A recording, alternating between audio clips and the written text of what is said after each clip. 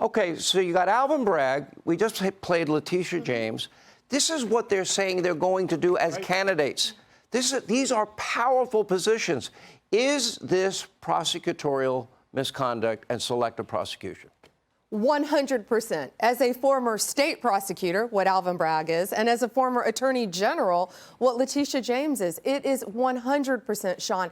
When you're a prosecutor of any kind, if there's an appearance of a conflict, you get off the case. Your office gets off the case. Here, it isn't even an appearance. It is an inherent conflict, and they're touting it. They're proud of it. Not even 90 days ago when she was sworn in again, before she talked about protecting New Yorkers from crime, from rapists, from anything, she talked about going after Donald Trump. Not by name, but she talked about going after him. Well, she said one other thing. She actually wants the punishment to be not only, it's a civil case, by the way, it's not a criminal case, but that he could never, ever practice business again in the state of New York. That's what she's seeking.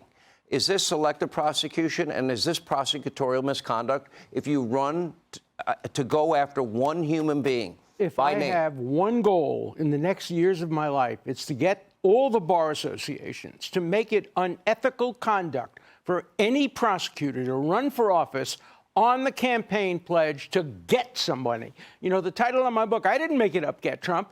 It's her campaign promise. Get Trump. Is that where it came from? It came exactly from her. It's her campaign promise. I borrowed it. I probably owe her royalties. Because that's what she promised. And no prosecutor should be allowed to prosecute a case. The first motion I would make, if I were Trump's lawyer, get her off the case. Get Bragg off the case. I don't believe in New York. Now, when Pam Bondi was the Attorney General of Florida for 2 terms, you did a phenomenal job. I interviewed you during that time many times. I do not believe Donald Trump can get a fair trial in New York State, never mind New York City. Am I wrong?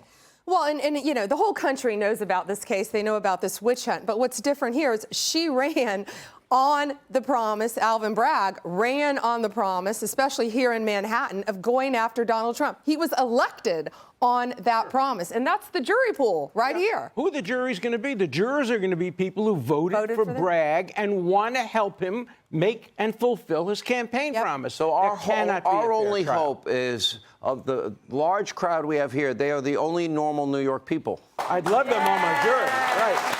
But, that would be the only hope. There are problems with judges in New York, too. Do you think any judge wants to be what they call Dershowitzed? People are going to look at them and say, oh, my God, that's the judge that freed Donald Trump. What they did to me when I defended him is nothing compared to what they would do to a judge. You were ostracized. Totally ostracized, and no judge And then you were attacked with lies, which you're going to sue a lot of people. Right, yeah. But, you know, it's cost me a lot of money and a lot of time to defend myself. All of it is the result of doing what John Adams did 200 years ago, defending somebody who was very unpopular. That's what American lawyers have to do. Okay, I believe this is a tsunami of legal issues that they're putting on Trump. Why are they doing it? Because Democrats will say, no, we think Donald Trump's the easiest to beat. On the other hand, it seems like they're preventing him from running a campaign, and most of them seem to want him in an orange jumpsuit.